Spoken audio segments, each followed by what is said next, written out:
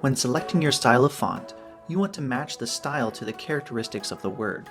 So if I type out the word grunge, I want the style of font I choose to have some sort of texture, grit, and so on to match the actual word grunge. So I'm going to go through my font options here. I'm in Pages, and all word processors have a pretty good selection. You can see how many there are.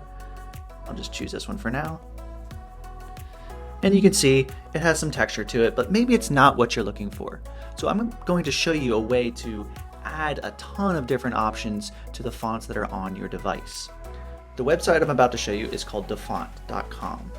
So if you select the little logo in the top left, it'll take you to the home screen, and you can see all the different categories it lists along the top. So if I want to go into, let's say, Gothic, I can hit Medieval, and you can see a whole bunch of different fonts here.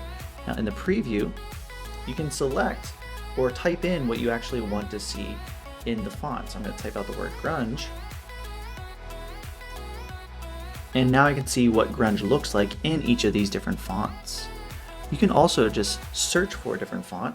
It might not have it, but you can always try. I'm going to just type in grunge and search for it. These are all pretty cool. Once you find one that you like, I like this one called Bad Grunge by Jade Garrow. I'm going to select download. Then select download again, and you can see in the progress download bar at the top, this will take me directly to my download folder in my files. It will be given to you in a zip file. All you need to do is click it, and it will expand into this TTF file format. So I'm going to select it, and what you'll need is you'll actually need a third-party app to install this on your iPad.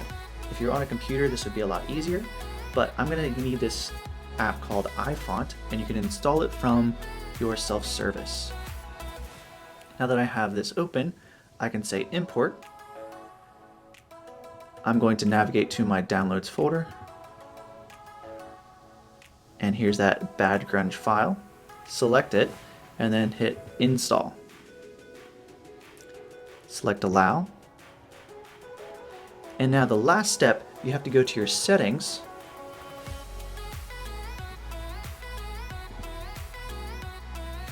and you'll notice this little option at the top will pop up called Profile Downloaded. Select it and just say install. Now remember the name of the font, Bad Grunge. Once I come back to Pages, I can select the word again, and under my font options, I should be able to find the font called Bad Grunge. There it is. And over here, write down the name of the font so you don't forget. And that is how you can install and give yourself a lot more options when it comes to different font styles.